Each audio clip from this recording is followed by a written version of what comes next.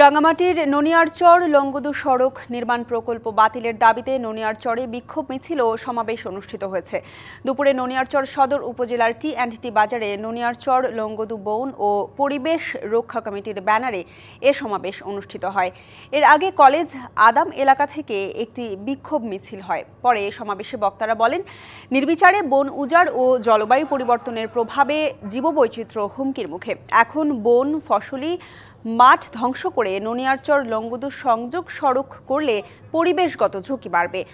ফসলি জমি, বৃক্ষ ও ভূমি ধ্বংস হবে, বাড়বে সুপেয় পানির সংকট। এছাড়া জীববৈচিত্র্য ধ্বংস হলে জীবন বিপন্নর পাশাপাশি টিকে থাকা আরও কঠিন হয়ে যাবে।